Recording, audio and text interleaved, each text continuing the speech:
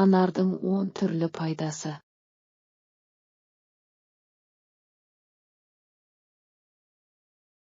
Егер анарды үнемі пайдаланатын болсаңыз, онда сіздің жүрегіңіз сағат сияқты тоқтамай жұмыс істейтін болады. Сондай кәріліктің сіздің есігіңізді ерте қағуына жол бермейді.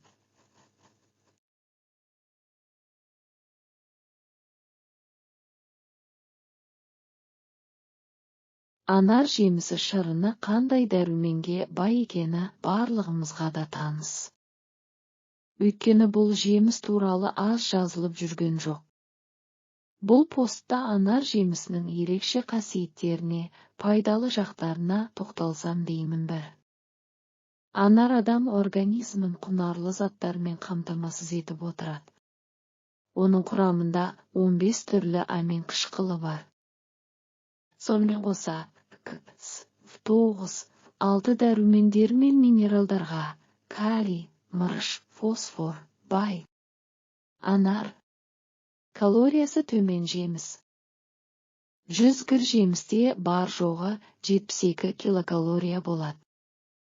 Төменде келтірілген инфографикада 100 гр анар жемісінің құрамындағы дәрумендер мен минералдардың мөлшері сипатталған.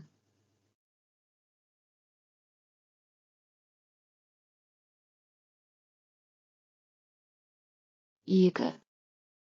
Шырынның құрамында танин болуына байланысты және жемісінің қабығын медицина асқазанның жұмысы бұзылғанда, ал кепкен бұтақтары мен діңінің қабығын ішек құртына қарсы дәрі ретінде қолданады. Асқазаны ауыратындар, асқазан сөлінің қышқылы жоғары, гастритпен ауыратындар, сондай-ақ энтероколицин ауырғанда анардың ащы сұрыптарын пайдалануға болмайды.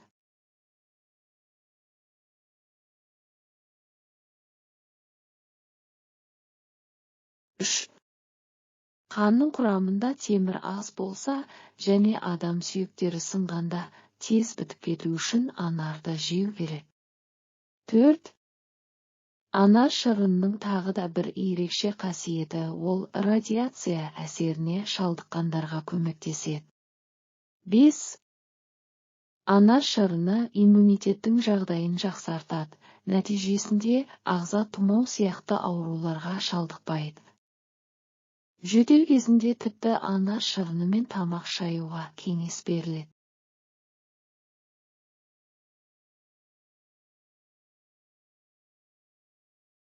6.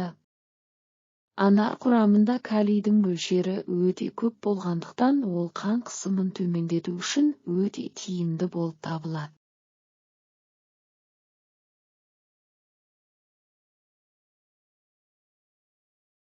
7.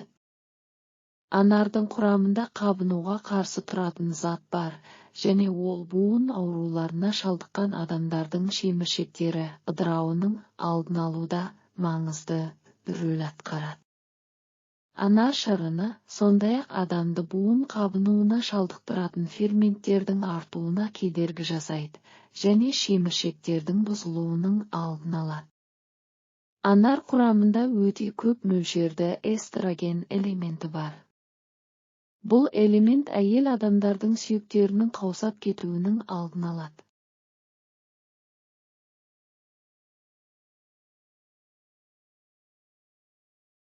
8. Анар ағашы. Жұмақ ағашы. Ибн Аббастың жеткізуінше біздің пайғамбар, оған Алланың сәлемі мен игілігі болсын, анар дәндерін біртіндеп жейтін. Біз одан неге олай жасайсыз? Дегенімізде жер бетінде бойында бір дәні, жәннаттан болмаған бірде-бір анар ағашы жоқ. Мен осы дәндердің бірі жәннаттық деп үміттенемін деп жауап берді Табарани. Ал Әли, Алла разы болсын, Алла елшісінің, оған Алланың сәлемі мен игілігі болсын, анардың қызыл етін жеңіздер, себебі асқазанды тазартады. Ахмад ибн Хамбал деп айтқанын естіген.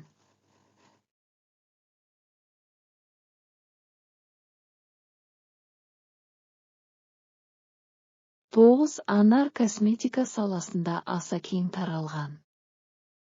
Ол теріні бос радикалдардың әсерінен қорғайды, теріні қалпына келтіру процестерін белсенділендіреді, оны қоректендіреді және жандандырады. Сондай-ақ коллаген мен эластиннің синтезделуіне мүмкіндік туғызады. Бұл әжім қыртыстарының жазылуына, терінің тығыздығы мен созылымдылығын ұлғайтады.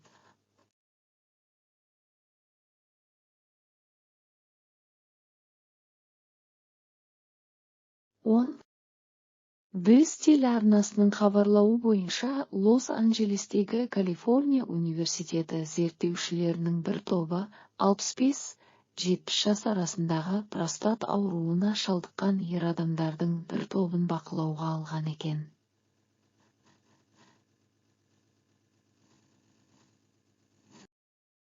Бұл адамдар хирургиялық жолмен немесе лазерлік терапия арқылы простат ауруынан емделуге тырысыпты.